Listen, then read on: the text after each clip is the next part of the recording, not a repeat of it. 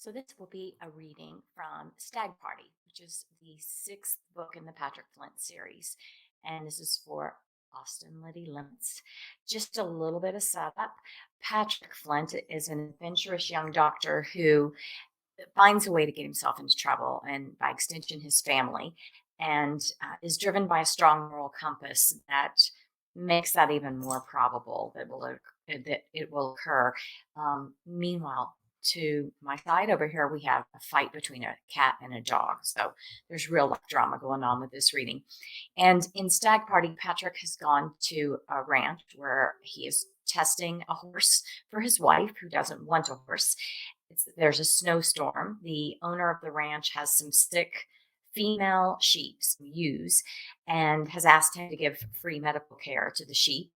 And he gets on the horse and gets knocked off. So we join him where he's just been um, in enigmoniously, ignominiously.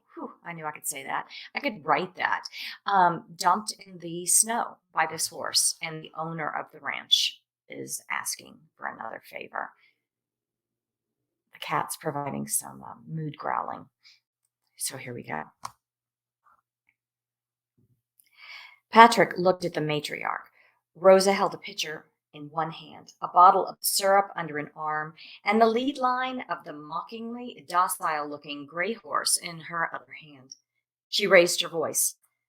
I say I call the bunkhouse, and they no answer. I knock.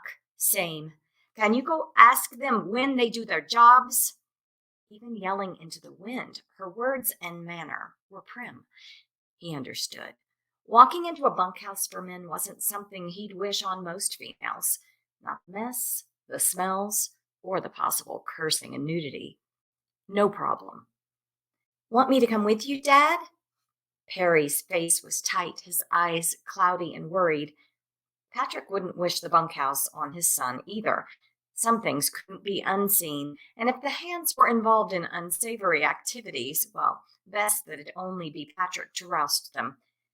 Why don't you and Trish get some Gatorade and syrup in those ewes for me?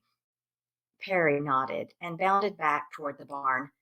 Trish eyed Patrick suspiciously. He thought she'd give him an argument, but she just frowned and shook her head at him. See if you can find a plastic syringe so you can squirt it on the back of their tongues. Rosa nodded at Trish.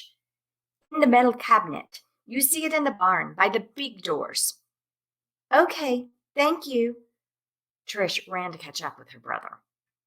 Rosa motioned vaguely toward the outline of a long, narrow building past the barn.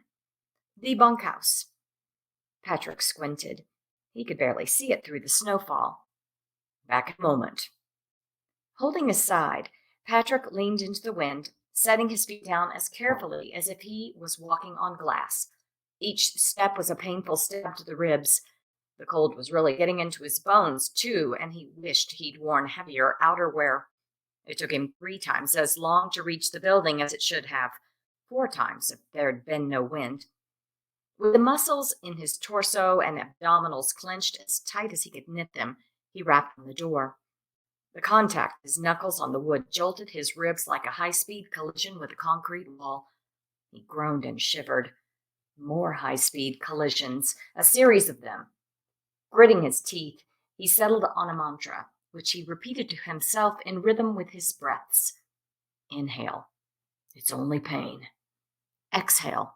It won't kill you. Inhale. It's only pain. Exhale. It won't kill you. When no one answered after a minute, he tried the door. The knob turned easily in his hand.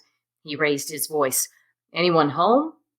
The interior was dark and quiet. Rosa, Mrs. Mendoza, sent me to fetch help for some sick ewes. He paused. Hello? He took a step backward, at first intending to return to Rosa and let her know the hands weren't home. But he was inside already, along with a musty stink that made him think of wet socks in front of a fire and garbage. He might as well get the complete picture. All he really knew was no one was answering. Someone could be lying in bed ill or hurt, unconscious, or hiding, not wanting to go out in the storm. But first, he needed light. He groped along the wall, searching for a switch plate. He found one, but flinched. It was sticky. In a bunkhouse of bachelors, especially bachelors who worked with livestock, he didn't want to imagine what substance was now on his hand. He flipped the switch upward. No light came on. He felt around for another switch, but found none. Burned out? Great. Now I'll have to find one in another room.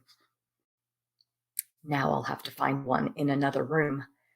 Running into furniture in the dark wouldn't be fun with a broken River 3. He put his left hand in front of him, moving it back and forth as he shuffled his feet. He could make out a dim glow in what he assumed was the kitchen. An oven clock? A refrigerator ajar? It gave him a target to aim for. He was making steady progress until his foot bumped into something. Furniture? Maybe, but it didn't feel that solid. He shifted to the left and moved forward. His foot hit the whatever it was again. He reached down in front of him, but didn't find a chair, a couch, a table, or anything except air. Frowning, he pushed the object with his toe. It gave and shifted. He pushed harder, and it rolled away from him. What the heck? Not heavy enough to be a pillow. A rolled carpet, maybe? Sorry, had to turn the page. He definitely needed light. He scooted further to the left until he was around the obstruction and shuffled double time toward the glow. His eyes were adjusting to the gloom. Not much, but enough to confirm he'd found the kitchen and to see the switch plate. He flipped 2 switches to their on position. The kitchen was immediately bright as a summer afternoon. He squeezed his eyes shut, holding his hand up as a shield. Darn fluorescent bulbs. Turning back toward the entrance to the bunkhouse, he craned his neck to see around a wooden dinette table and chairs he'd skirted, looking for whatever he'd bumped into on the floor, but without success. He stepped out of the galley kitchen for a more direct view. The living area he traversed was small. The furniture, a love seat, a threadbare armchair, and the dinette set, dingy. His eyes were drawn to an incongruity beyond them, on the wall by the front door.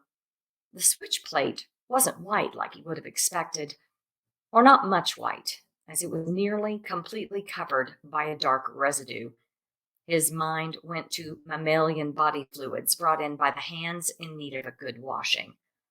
Then his eyes returned to the floor and a lump that had blocked his path. Suddenly he wished he had listened to Trish. He'd been wrong to come to the ORM ranch. Suzanne didn't want a horse. He'd busted up his ribs for no reason. And now he was staring at blood pooled near a head of short, sandy brown hair with boot tracks leading Patrick straight to. Edit this part out? Or pretend I read it more correctly. Sentence restarting.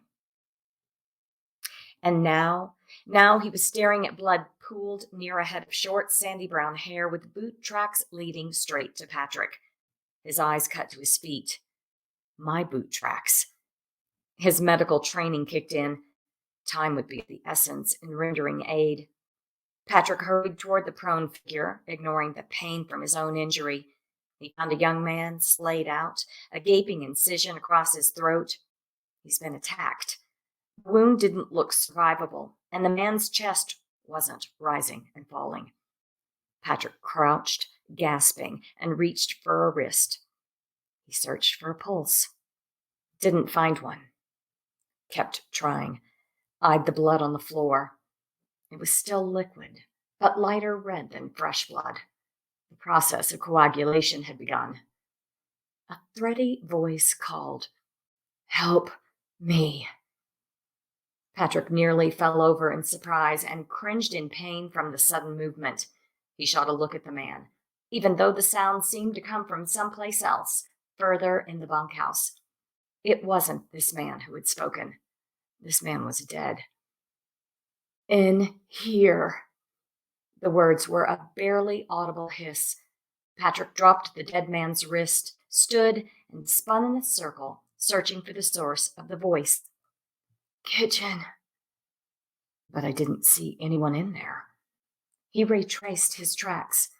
A wide smear of blood, darkened but still wet looking, led across the tiny kitchen floor to a door, which was open about a quarter of an inch with light seeping out around it. The glow from earlier. A pantry, a laundry room, a hallway? Whatever was behind it, Patrick didn't want to open that door, but he knew he had to. He sucked in a shallow breath and wrenched the knob, pulling outwards to expose a surprisingly deep pantry. A bare bulb with a pull string hung from the ceiling. It illuminated cans of food and bags of rice, beans, sugar, and flour on the shelves, and a long-legged man with a boot missing from one foot slumped against the base of the wall. He held one hand on his bleeding head, hair color indeterminate, the other pressed into his round, oozing gut. Patrick drew in a sharp breath. What had he stumbled into? I'm here to help you. I'll be right back after I call an ambulance. The man shook his head, revealing broken teeth and what may have been a smile. Not gonna make it. Patrick squatted to get a closer look at the gut injury. The man's intestines had oozed out around his fingers. What seemed like half his body's blood volume was seeping into gapped wooden floorboards.